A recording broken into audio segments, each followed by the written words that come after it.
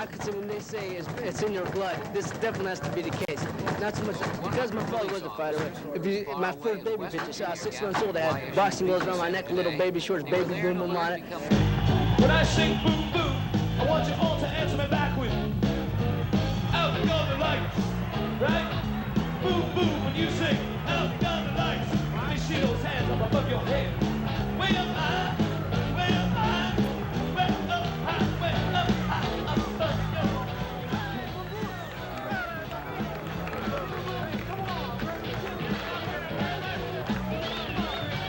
oh, way in the back, come on now, let's see it.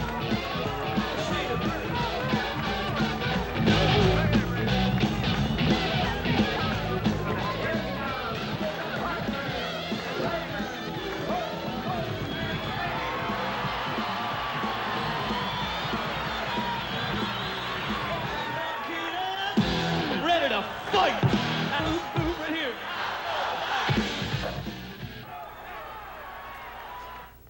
Hello everybody, I'm Jack Bowe along with Andrea Wood bringing you January Journal. Tonight January Journal takes a look at fighters. We'll take a look at the Boom Boom Mancini's father and son, the story of two Youngstown pro fighters whose careers have spanned 40 years but really are very similar. The Mancinis are a close-knit family, and we'll take a look at how they view the newfound success of Youngstown's favorite son. Andrea Wood takes a look at another type of fighter, a fighter who has stepped into Youngstown's political ring as a battling mayor. And we'll also look at the family of Joanne Coughlin, who have fought the disappearance of their daughter for more than 5 years now. It's part of our continuing probe into the Joanne Coughlin disappearance, and we'll have some new information on that story tonight.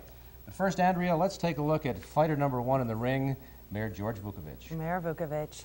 Well, as many people know, George Vukovich is a street fighter. Matter of fact, in his own words, he says he grew up on the wrong side of the street. Now he's in charge. And on Super Bowl Sunday, we went to his house, we interviewed him. Vukovich came out swinging, and he took some punches at his predecessors for not fighting hard enough. Somebody wasn't doing their job. Somebody was looking for glory, and they forgot really what their job was. My approach is going to be the basic running government, doing what has to be done for the people, giving them the best service available with what we have. And it's going to be a difficult job because it's been neglected so long. Somebody was sleeping somewhere. Somebody didn't care. I care. If I do anything in my 2 years, you will see a cleaner town. You will see a people that become conscious of their town. Somebody's paying attention to the potholes. Somebody's paying attention to the debris. Somebody's paying attention to what's going on. Now, before we didn't have this. Now, psychologically, we're going to change everybody's mind that this is our prime concern. If we can build all the new bridges, if we can build all the new buildings, if we can build all the new industry, one thing we could do that we have available to us is we could keep a clean town because we have the employees that are able and capable of doing that. Now, why nobody else did that, I don't know. The honest to God truth, Andrea, the mayor's job is not a difficult job. Here, I'm going into the mayor's office now. Everybody thinks the town is really a bad time for a mayor to be going in. Well, if you're afraid, yes, it is a bad time for a person to be going in. But I'm not afraid of the task because, again, I know what could be done that would satisfy George Vukovich. And this is what I want to do. I want to prove to myself that everything that I said in the past can be done with no extra money. And I think the people have got shortchanged for too damn many years. Haven't you always wanted to do this? I mean, haven't you your whole life geared? Yes, yes. I could honestly say that, well, again, you know, I was born just down the street. I was born on Poland Avenue. And that would be more or less the other side of the tracks. And we were always looked upon as not able to function, not able to do things. Well, I never took no for an answer. From the very first day I got into politics, I said that we could do it as well, if not better, because we have the desire to fight the problem. We have the desire to cope with the problem. And we have the ability to solve the problem. And if anything, for all of us that come from the other side of the tracks, I'm going to be a legend in my time for that particular group. There are some who will say that you don't have it. Well, we're going to grade on performance, and when it's said and done, I think that I'm going to get the highest grade.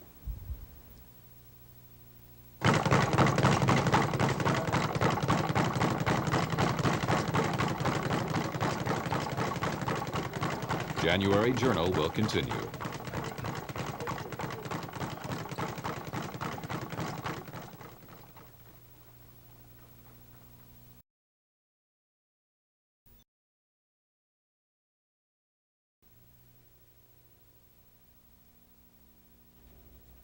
Andrea, George Vukovich is one kind of political street fighter who says he came from the wrong side of the tracks and is now trying to fight his way to power and prestige in City Hall. Next, we're going to take a look at two other kinds of fighters, the Mancini's father and son. 40 years ago, Boom Boom Mancini Sr. entered the ring as a professional because it was the only way out in a Depression era. His son, 40 years later, has now gone into the ring to prove two things. One, that he's an excellent professional fighter, and certainly his record at this point points it out. He's won 7 in a row, 6 by knockouts. But he also has another thing to prove, and that is that he's going to get the title that his father missed 40 years ago, the Boom Boom Mancinis. I was aggressive all the time. I never took a backward step. I kept moving in. But sometimes I wish I did take a backward step. They called him Boom Boom. A hard-punching lightweight who got to be the #1 contender before World War II, and Uncle Sam sidetracked his career. 40 years later, they call him Boom Boom. Also a young, promising lightweight who, like his father, hits hard and has visions of grabbing the title.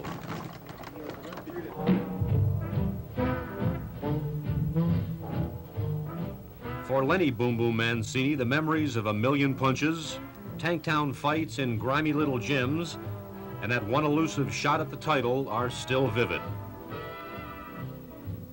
But for Raymond Boom Boom Mancini, the future is just as clear.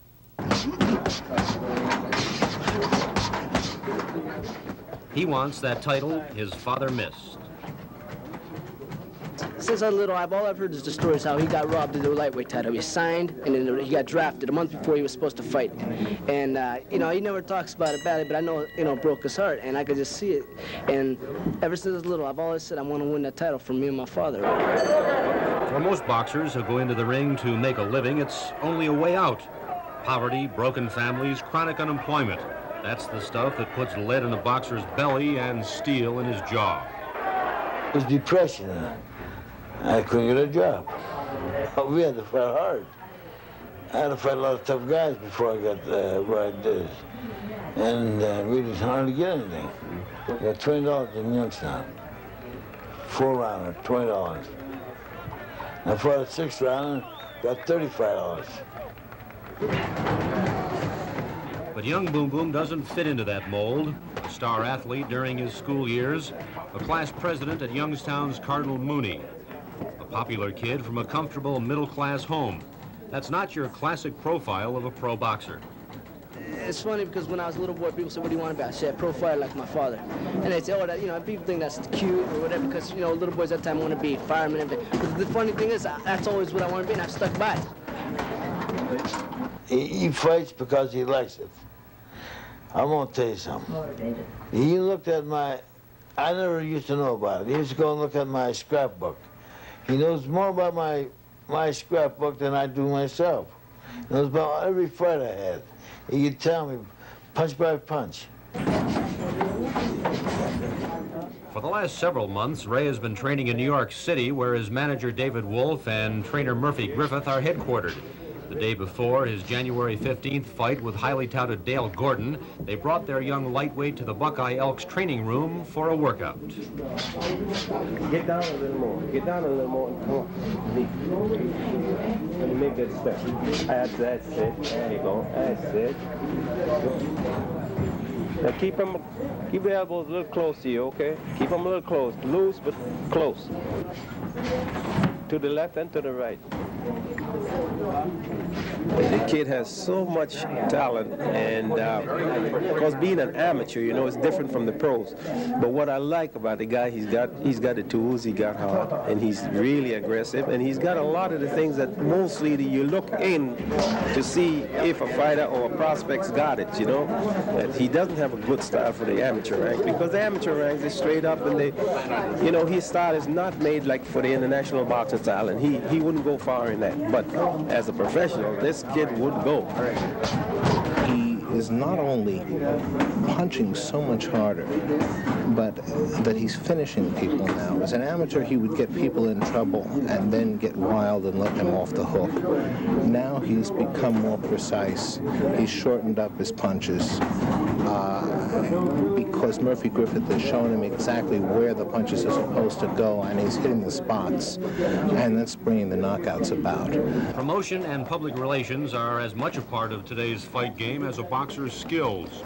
But for a Depression-era boxer who had to make his own name, having a skilled promotion man behind you is the big difference. This guy got a lot of connections. Matter of fact, he got connections all over the world, in Europe. That's all it is, connections and breaks. Young Boom Boom has had over 50 amateur fights and fought his way to the National Golden Gloves before veteran trainer Murphy Griffith saw in him the head and heart of a pro.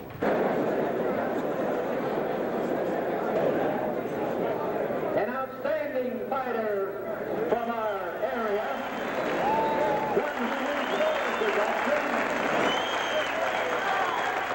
Ellen Mancini is no stranger to the fight game. As Lenny's young sweetheart, she saw the rough kid from Youngstown brawl through the amateur ranks and claw his way along an endless series of nickel-dime pro fights. All my lady friends always say to me, how can you watch it? And I always say, I'd rather be there, knowing what's going on, than be home worrying about things happening that may not be happening, see?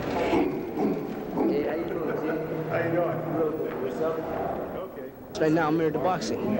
I think they understand, you know, fighting's what I'm into, and I can't let nothing hold me back. We will be thinking about contenders within a year, and certainly are no more than 2 years away from a world title. And that's cutting a year off my original schedule, because he's just coming on so fast. When I sing boom boom, I want you all to answer me back with out on the lights. Right? Boom boom, when you sing out on the lights. My shield's hands on the fucking head. Way up high.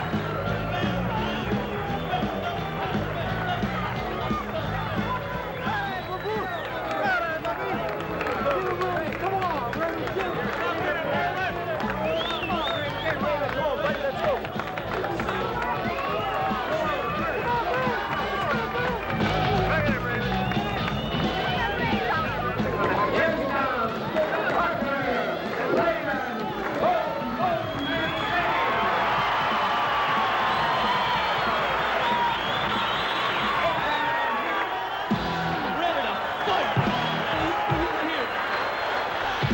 When I come home like this, and if I get a big win, and you know, hearing people cheer for me, and hearing, you know, how much they appreciate knowing that I've sacrificed for them, then it's all worth it.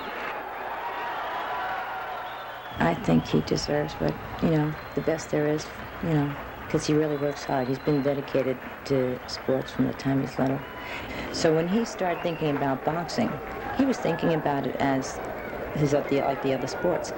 But there was always that little added incentive. He's always felt like his dad's friends told him that his father was the uncrowned champion of the world.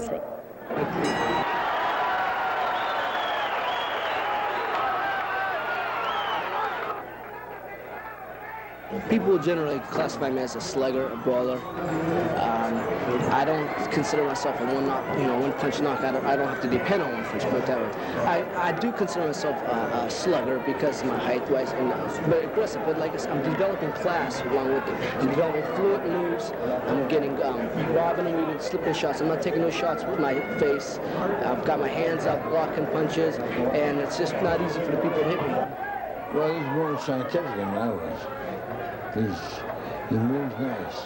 But I just throw a lot of punches. And he's got a good style. And it's similar to like I boxed, similar. But he comes in, but I'll tell you one thing, I see him, he can box too if he wants to. He can box.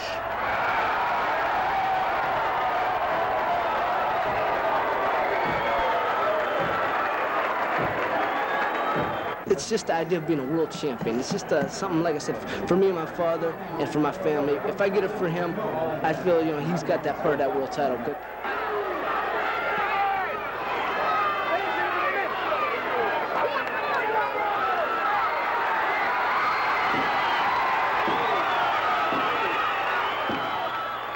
I promised myself I wouldn't be a type of guy that punches in, punches out.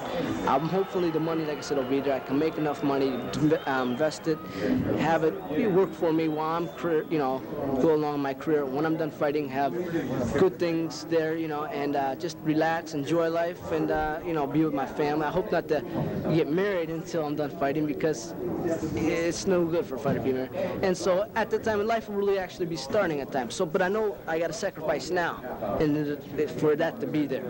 I don't plan on letting nothing hold me back until I'm, like I said, done fighting, and hopefully enjoy myself and relax and take care of my family, take care of my father and mother. I don't want to see them. I want to see them have a lot of good things that they never had. My father, there's no money when he was fighting, and I'm going to take care of him, and hopefully things will just work out.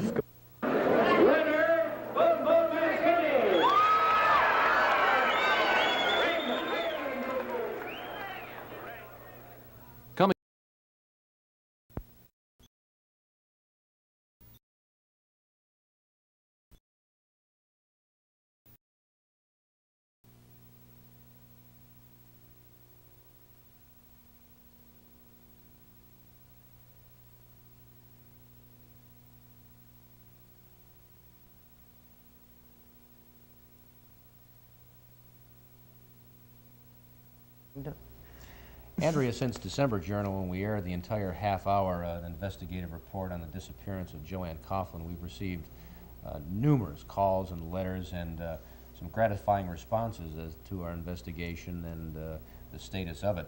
We'd like to take a look at some of the letters we received concerning the investigation and our coverage of it. From a woman who was once Joanne Coughlin's best friend, she writes, without the usual lurid speculation and maudlin sentiment frequently employed in the coverage of stories similar to Joanne's, you, again meaning Andrea, as a reporter and a writer, presented a riveting, thoughtful piece with objectivity, intensity, respect, and poise.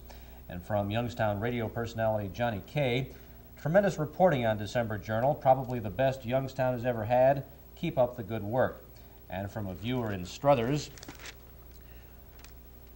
you've raised many questions that have been unanswered concerning the Joanne Coughlin case. You've asked many whys that have gone unanswered for 5 years. Thank God we have concerned people willing to ask all these whys. Keep asking, seeking, and searching. Well, that's exactly what Andrea's been doing. As we mentioned in December Journal, you've been covering this story and staying abreast of it for just about 5 years now. 5 years. And the investigation is still going on. Yes, the investigation is still going on, and it will continue to go on until we find an answer or decide to give up, and that's not very likely.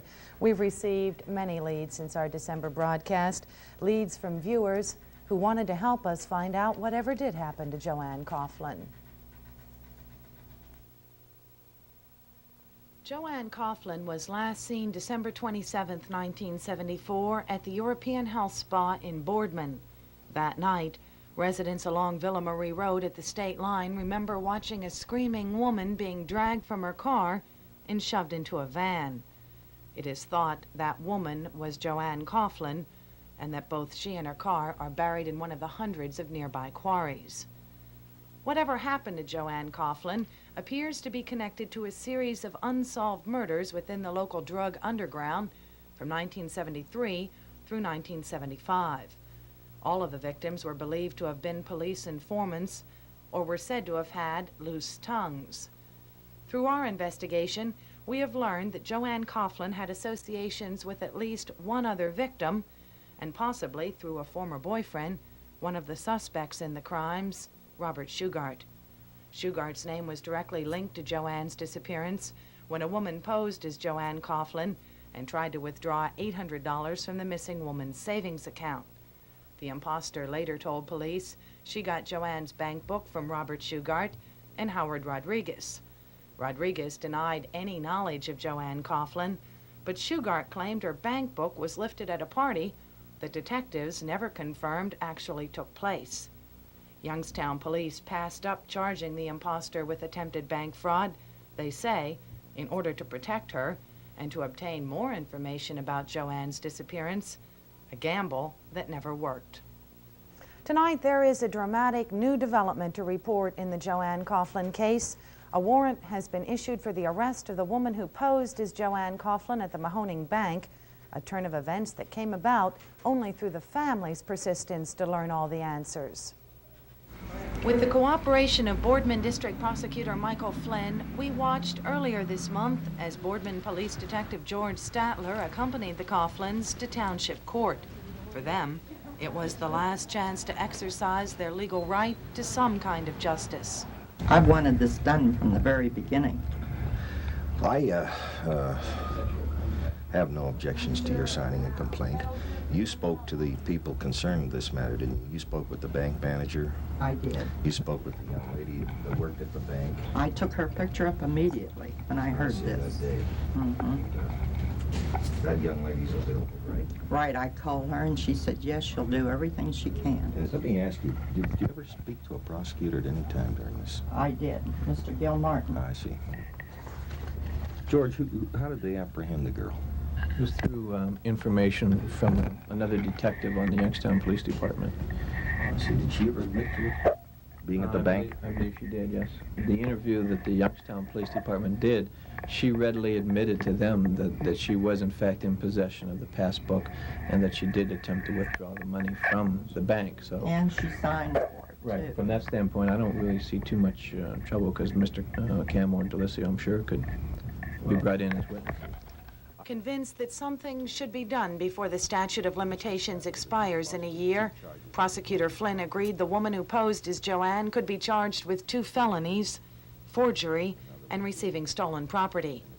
Over the last 5 years, Mrs. Coughlin had been frustrated in getting authorities to pursue any charges, and as she had to take the initiative and sign the criminal complaints, her hand was shaking. In her mind, and in the minds of others who were close to the case, the warrants were still being issued 5 years too late. I think the young lady should have been prosecuted at the time, and who knows if possibly there might have been not more information garnered at that point in time with the possibility of charges being filed against her. At this point, it's hard to say if it will be that much of a help. Certainly it's something that we have felt should have been done and are glad to see at least coming to a head at this point in time. Yeah, but you can ask some questions you've wanted to ask for a while. Oh, definitely. To be honest, no guarantee that we'll get answers, but at least the questions can be asked in a setting that is more structured towards police activities as opposed to reading it in a report or something. Boardman police have made numerous unsuccessful attempts to locate the woman who posed as Joanne Coughlin, but so far she has eluded police. Tonight, police are hoping that she's watching this broadcast and that she will decide to turn herself in. To further aid the ongoing effort to find out whatever happened to Joanne Coughlin, the family has increased the reward for information to $5,000. According to Joanne's mother, the family would be willing to pay that reward to the woman who impersonated Joanne and drop all the charges if she provides valuable new information. Okay, well, that's obviously a continuing story that we'll stay on top of. Yes, we may not have a report next month or the month after, but keep your fingers crossed and we'll have something new to tell the folks. Thank you very much, Andrea. The story of fighters, professional fighters, political fighters, and a family fighting to learn what happened to their daughter, each trying to find success. That's January Journal. We'll return in a month with February Journal. For Andrea Wood, I'm Jack Bowe. Good evening. Good night.